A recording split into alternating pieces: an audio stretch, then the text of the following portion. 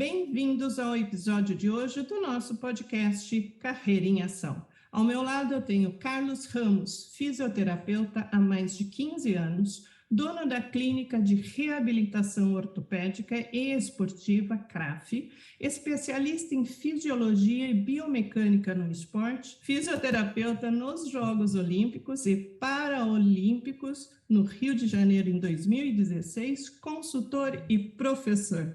Carlos, muito obrigado por dedicar o seu tempo com a gente, trocar ideias e gerar reflexões com esse tema tão gostoso, que é a longevidade e qualidade de vida.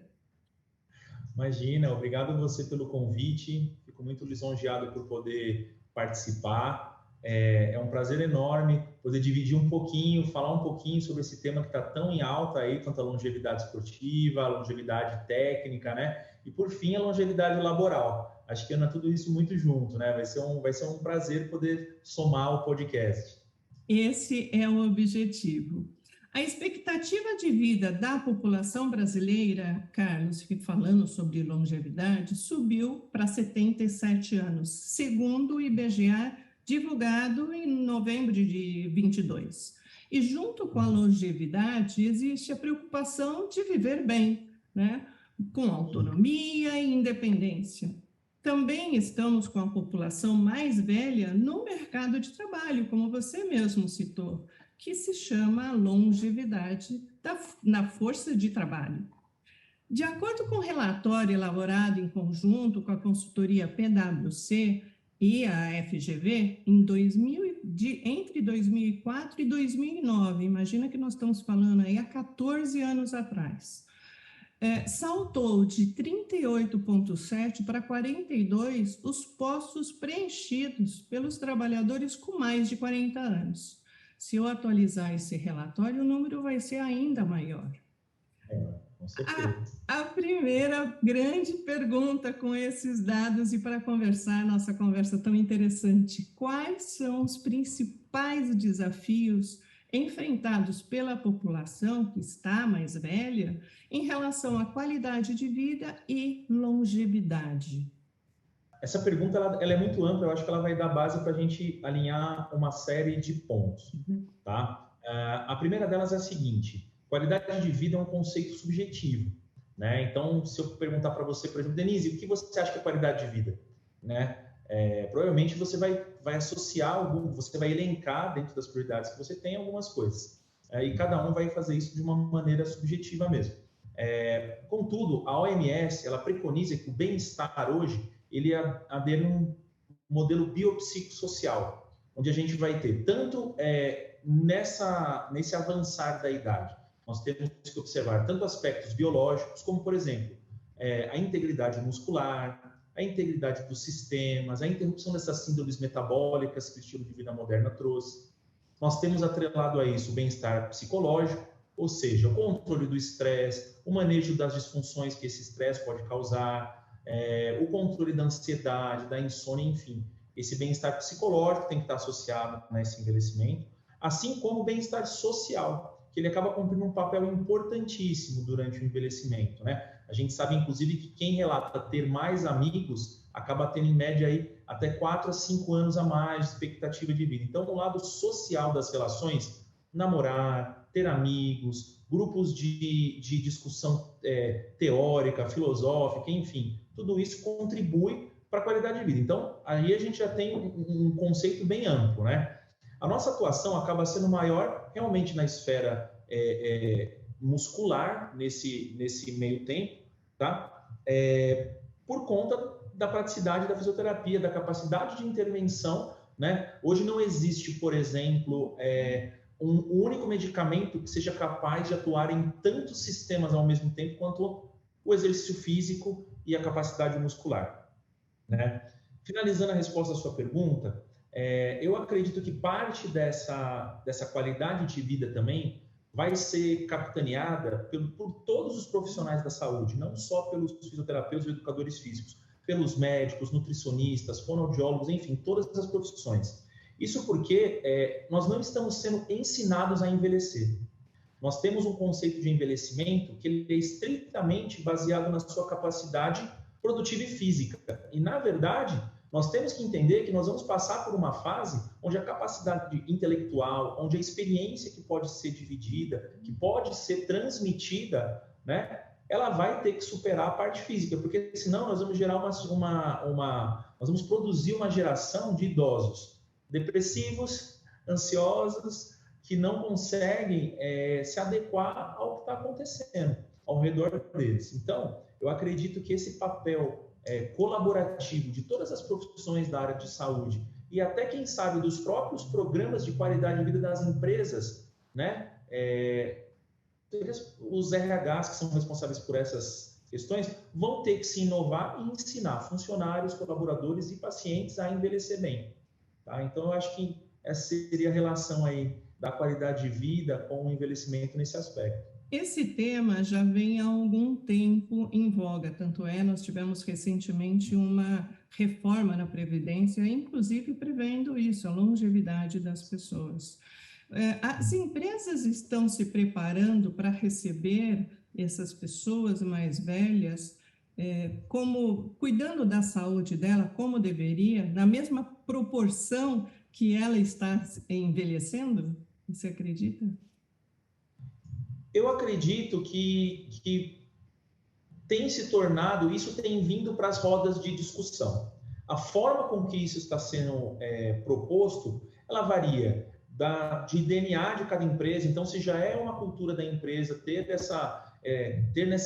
nessa célula dela aí a qualidade de vida, a preocupação com o funcionário, essa característica de realmente pensar na integralidade do colaborador, eu acredito que isso já esteja mais em evidência, né? Eu acredito que tem algumas atitudes que eu estou vendo que estão pipocando, como, por exemplo, essa rediscussão da jornada de trabalho, tentar trazer para jornadas onde as pessoas se tornem mais produtivas em menos tempo. Isso favorece. A gente sabe que é uma discussão que ela acaba tendo vários entraves junto às legislações trabalhistas, junto a uma série de coisas, mas que, na verdade, ela vai acabar contribuindo para o profissional mais experiente. Esse profissional mais experiente, ele se tornou já mais produtivo, ele já tem processos mais claros, ele já tem uma série de fatores a favor dele de produtividade que vão fazer com que ele entregue o mesmo resultado em menos tempo, né?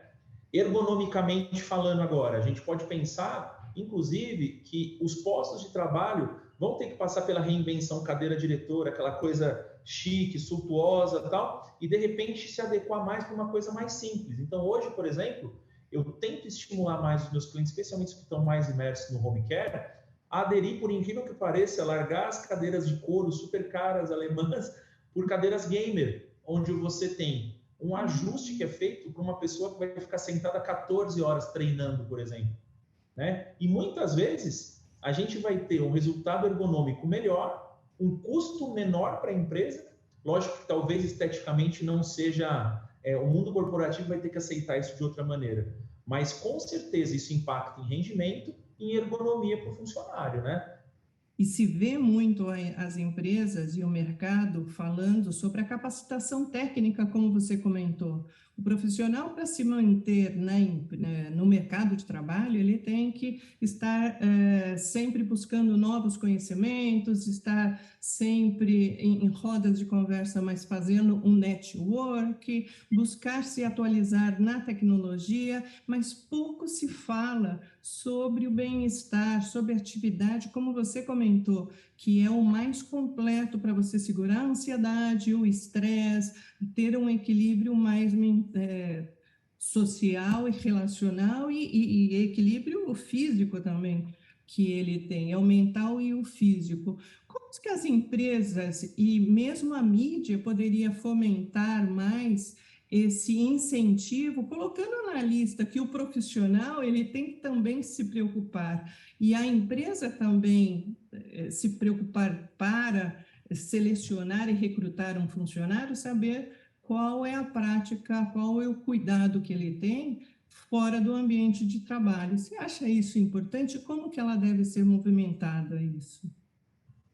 Olha, eu acredito que tem que partir do mais básico, né, como a gente comentou aqui anteriormente. Por exemplo, por parte da empresa, nós poderíamos aí produzir através das semanas de qualidade de vida A ilustração com palestras, com exemplos, mas sempre desvinculando a idade, o avançar da idade, como algo deletério, né? É algo adaptativo, vão acontecer processos que são inerentes a isso, mas que através de uma aceitação precoce dessa condição, a gente consegue remediar. Então, por exemplo, as ergonomias, como a gente já discutiu. Então, um ambiente de trabalho mais adaptado a uma postura que permita conforto ao final do dia, né? Nós temos coisas básicas, por exemplo, que são pouco utilizadas, como até a mudança do foco visual, né? O globo ocular ele é movimentado por músculos. Se os músculos ficarem preguiçosos em determinado ângulo, eu uso até como exemplo com alguns clientes a questão da legenda do Netflix, que o Netflix hoje é uma febre. Então, a pessoa não usa óculos, não precisa desse recurso, de repente ela chega em casa à noite após um dia exaustivo, ela não consegue ler a legenda do Netflix. Essa é uma característica clássica, lógico que pode ter um problema realmente ocular envolvido, mas geralmente da fadiga de campo visual. Então, os músculos não conseguem fazer a adequação desse globo ocular para enxergar perto e longe. Tá? Então, isso é uma paradinha a cada 1h30, 2 horas. Mudando o foco, se eu estou olhando perto, olho para longe, se eu olho longe, olho perto, já é suficiente. Tá? Isso é um exemplo pequeno, né? Essa mutação da imagem do idoso como alguém dependente, como alguém doente, como alguém que deixa de ser produtivo e começa, através desses pequenos ajustes feitos agora, a mostrar o idoso saudável, o idoso capaz, o idoso de uma maneira geral, assumindo cargos de destaque em conselhos, na presidência de empresas, cargos que envolvem gestão estratégica, dada a experiência, eu acredito que seja uma forma da gente realmente começar a engajar as pessoas a fazer as prevenções necessárias a partir de hoje, né? Não adiar esse início dessa prevenção, tá? Se a gente começasse nas mídias mesmo, de repente, até estimular através dos conselhos da medicina, da fisioterapia, de novo, todas as áreas da saúde, a desvincular o idoso debilitado para um idoso ativo, essa imagem, sabe, de presidentes de empresa com mais idade, tomando decisões estratégicas, participando ativamente. Agora a gente vai ter o Indiana Jones com Harrison Ford aos 80 anos, por que não? Esse tipo de coisa da mídia, eu acho que pode impactar na empresa e, consequentemente, as pequenas atitudes da empresa, na cultura dela mesmo, podem refletir positivamente na longevidade, né? Eu me lembro, quando eu estava no meio do caminho da minha jornada corporativa, que num determinado momento na semana, uma vez por semana, entrava um grupo de pessoas com aventais, vestido com avental branco, que fazia 15 minutos de exercício laboral logo no primeiro horário.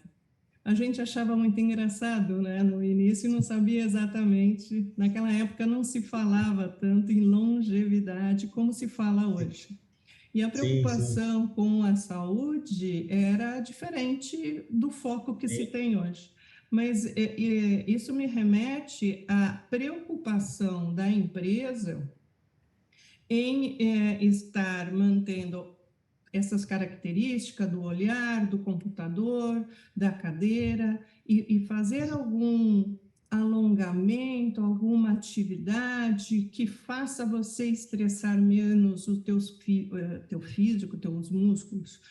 Então, a pergunta direcionada à tua área, né, tão específica de fisioterapia, como a fisioterapia contribui com toda essa jornada que a população está tendo e até no ambiente de trabalho? Sim, sim. Eu acho que positivamente, ainda que o cliente não faça adesão, por exemplo, eu acho super válido a questão das ginásticas laborais ou de qualquer outra maneira de intervenção, porque às vezes você traz um conhecimento durante essa atividade para a pessoa que nem tinha isso no escopo dela. Então, é ok. Mas eu acredito que a atividade física, de maneira geral, seja qual for, deva ser inserida na melhor hora possível para cada cliente. Cada um tem um ciclo circadiano, você está mais disposta de manhã, eu estou mais disposto à noite. Então, de repente, você pode estar oferecendo uma coisa legal, mas que não vai ser bem assimilada, né? É digno de nota que existem algumas empresas que estão fazendo campanhas, por exemplo, de oferecer cartões como se fosse um crédito para os colaboradores utilizarem academias, estúdio de pilates, tal, das regiões, academias de treinamento funcional, né? Essa medida, ela foi uma medida que, na verdade, eu considero revolucionária. Por quê? Se você pensar no afastamento que as pessoas têm hoje por questões físicas nas empresas e a baixa de produtividade que isso gera, a gente vai ficar realmente assustado. Existem dados de que, por exemplo, uma pessoa, praticamente 8 de 10 pessoas vão ter uma crise básica de dor lombar durante a vida. Essa crise pode se estender e cerca de 4 pessoas dessas 8 iniciais, 50%, vão perseverar com essa dor por pelo menos um ano. Você imagina, a dor crônica, o impacto dela no ambiente de trabalho, né? Então, torna-se mais barato você custear, de repente, através desses programas. Tem até alguns que são muito famosos, que dão acesso a uma série de academias, ou até empresas que estão montando academia no próprio ambiente corporativo, nas lajes corporativas, né? Oferecendo ao funcionário essa benesse. Tá? A fisioterapia, ela entra em vários aspectos dessa gama que a gente consegue oferecer. A gente pode atuar tanto da maneira preventiva, orientando os clientes a boas práticas, para aqueles que já praticam atividade física, orientando as melhores formas de atuação, orientando sobre boas práticas de nutrição, quebrando paradigmas para impedir crenças inadvertidas que às vezes as pessoas acabam aderindo, que fazem com que essa dorzinha dela que duraria um dia vai durar 3 meses, vai se tornar uma dor crônica, né? Então a gente consegue atuar tanto na prevenção, através inclusive da educação em saúde, esse bate-papo à distância, quanto na reabilitação propriamente dita, onde o cliente, através de uma orientação adequada, de um tratamento adequado, muitas vezes não precisa ele não precisa ter um afastamento, ele não precisa catastrofizar esse quadro dele, dizendo que aquilo nossa, foi isso que me causou, foram as longas horas sentadas, foi meu posto de trabalho errado. Tudo isso pode ter sido só simplesmente o fator onde ele sentiu, foi só o estopim, mas às vezes a pelada do final de semana já começou a causar alguma lesão, só culminou na hora do trabalho de aparecer, enfim. A gente consegue intervir, então, de uma maneira tratativa, tanto tratativa quanto preventiva, tá? Gosto bastante de pensar nesse critério de produtividade, tá? A capacidade que a gente tem de manter o colaborador ativo, produtivo, né? Através da manutenção da atividade física, literalmente não tem como mensurar, assim. Eu não sei te dizer hoje estatisticamente o percentual, acho que nem tem um trabalho tão amplo nesse aspecto, mas com certeza a gente consegue manter a produtividade da empresa em alta com essas benesses.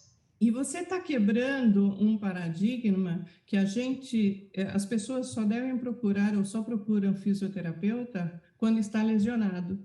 E não, né? Você está trazendo que a fisioterapia ela pode também ser preventiva, porque vamos combinar um funcionário lesionado pelo futebol no final de semana ou por uma prática de esporte mal feita fora do ambiente de trabalho, ou algum movimento, e falando dos mais velhos, algum movimento mal feito, simples, né, às vezes, que leva a uma lesão, isso direcionaria, primeiro que é muito caro para a empresa manter esse funcionário muitas vezes afastado, e levaria com essa lesão para o fisioterapeuta.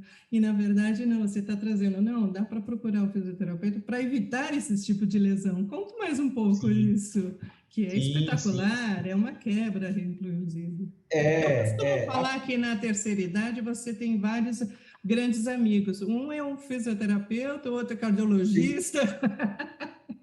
Nós somos, graças a Deus. Graças a Deus que isso vem mudando também, né? Também. Graças a Deus que isso vem mudando, a gente vem atualizando. Eu acho que a fisioterapia preventiva é uma das áreas mais dinâmicas que nós temos, porque a gente tem que estar antenado em todos os segmentos, né? Tá entendendo sobre esses movimentos que acontecem, tanto na linha, por exemplo, você tem que estar atento da coisa mais boba, como, por exemplo, a regra de um futebol de final de semana, né? Então, houve uma mudança de regra no futebol, uma coisa bem boba, tá? Mas, por exemplo, o tempo do futebol de várzea mudou de 25 para 35 minutos. Opa, antena em pé. Aumento da prática esportiva está diretamente associada com o aparecimento de lesão. Então, a gente tem que estar antenado nisso. Precisamos preparar melhor esse atleta de final de semana, né?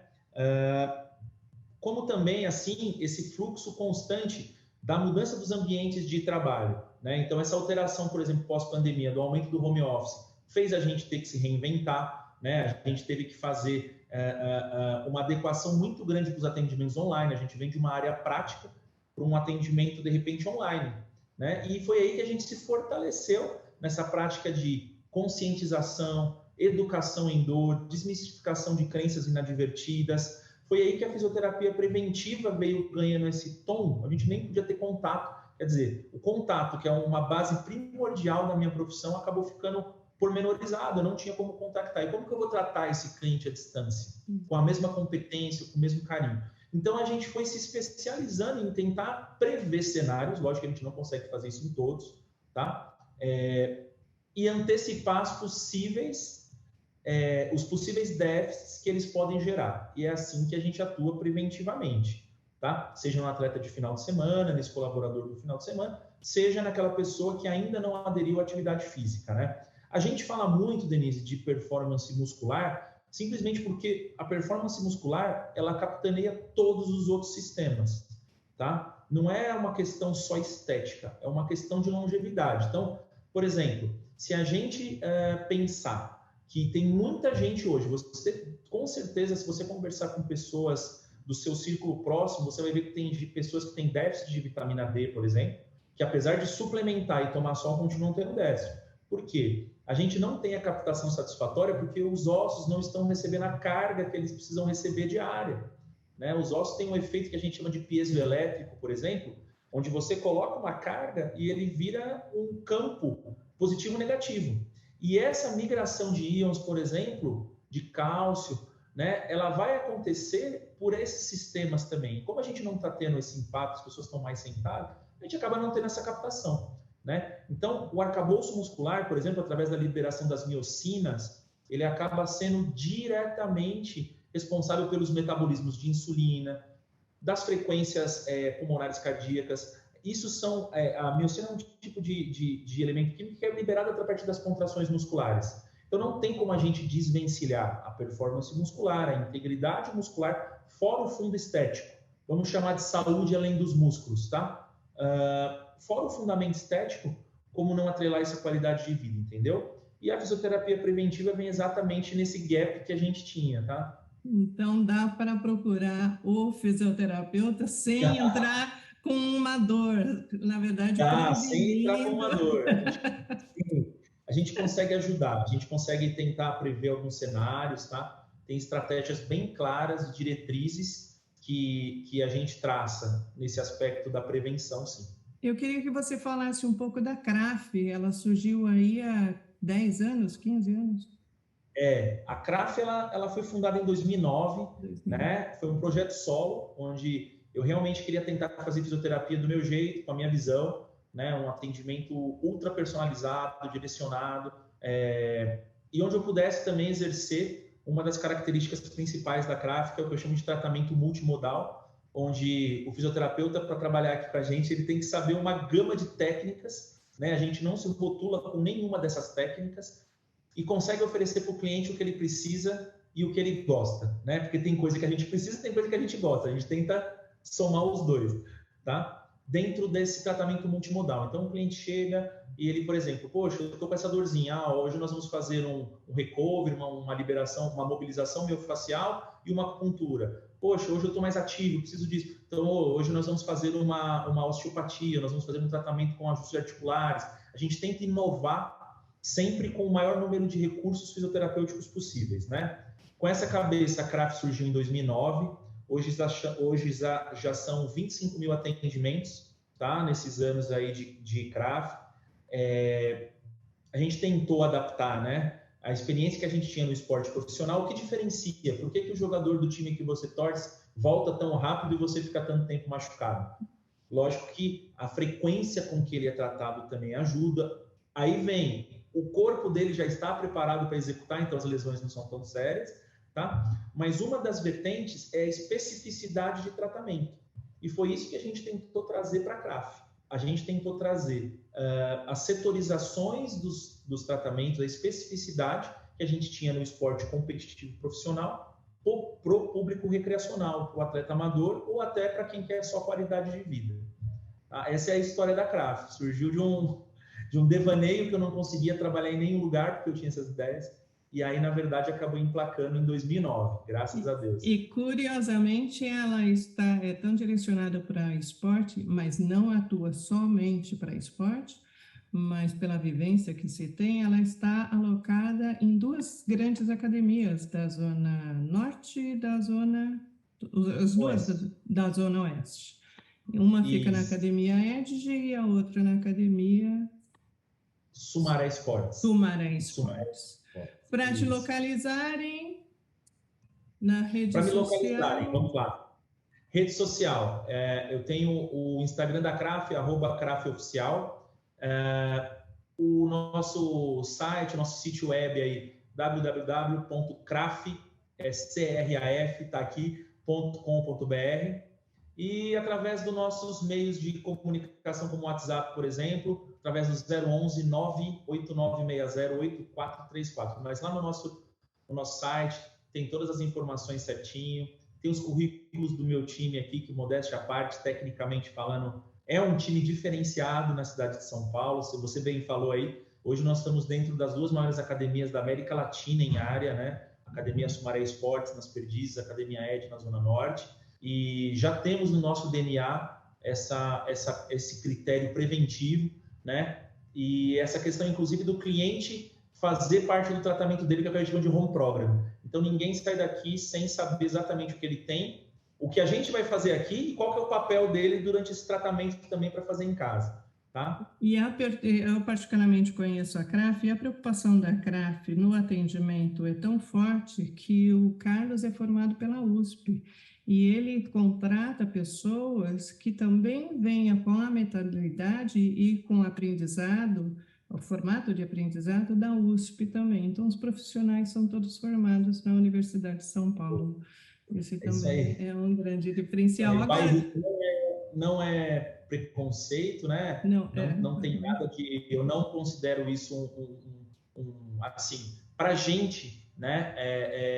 A facilidade acadêmica com que a gente se estrutura, ela me dá menos trabalho. Agora, entrando bem na sua seara empresarial, eu tenho muito menos gasto de tempo de treinamento dos meus colaboradores, enquanto a gente já tem a mesma linha de formação, né? Então, aqui não é um critério excludente, nem nada disso, é simplesmente uma facilidade administrativa, tá? Exatamente, para manter aí a missão e os valores da empresa. Para finalizar, qual 3 dicas que você dá para as pessoas com mais de 40 anos que estão já ou que estejam aí preocupadas com essa longevidade e que esteja querendo estar ativo e bem, sempre procurando bem-estar físico e mental?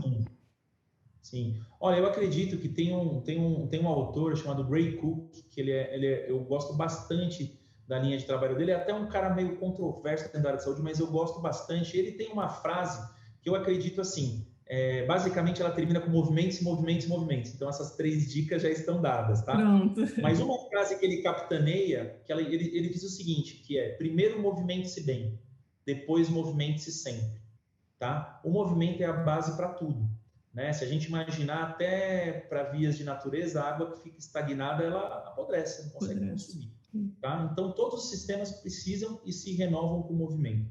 Então essa máxima do primeiro movimente-se bem, ou seja, tente se estruturar, tente forneça substrato para que seu corpo possa exigir, aliás, entregar o máximo que ele realmente pode dar. E depois você faça isso com frequência, tá? Então, movimente-se bem e depois movimente-se sempre. Eu vou terminar com essa frase do Gray, porque essa dica é muito...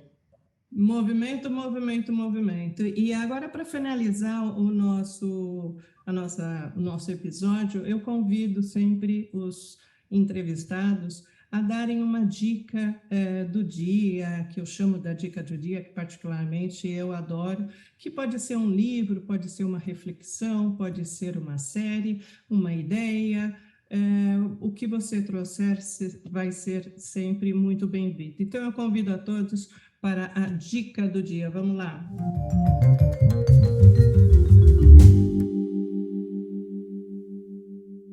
A dica do dia ela vai ficar por uma reflexão em se tratando dessa longevidade esportiva, laboral, longevidade, qualidade de vida que a gente conversou até agora.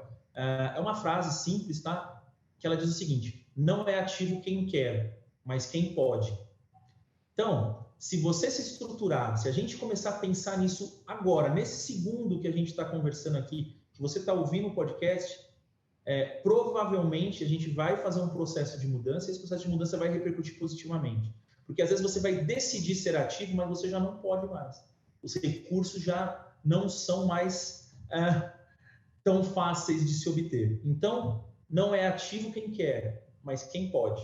Pensando nisso, vamos mudar a chave. Uau, vou colocar aqui na minha frente e sugiro a todos que colhem assim no primeiro lugar ao acordar, para que nunca se esqueça. E não dá para deixar, não dá para esperar muito tempo, o tempo passa muito rápido, quando vê, não dá mais tempo, como você falou, e não tem mais o poder, né?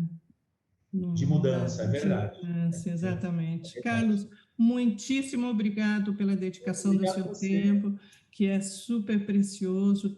O tempo é um recurso muito escasso para a gente, então eu agradeço de coração sempre para as pessoas que dedicam a construção desse episódio, dessa gravação e a formatação do Carreira em Ação. Muito obrigada pelas suas informações.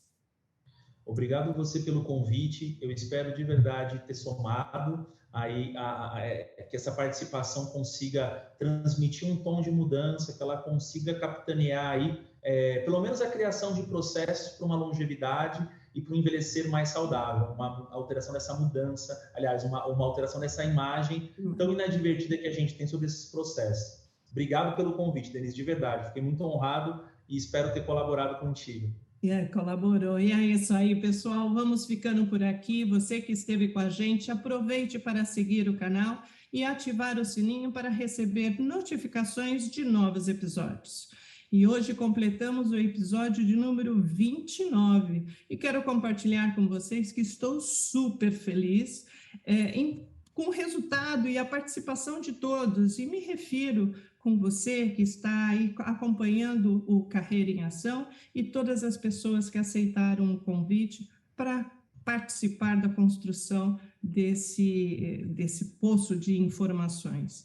E nas próximas semanas estarei de férias e retorno em julho com temas e novidades super incríveis. Mais uma vez, muito obrigada a todos e não deixe de agradecer a sua vida. Forte abraço!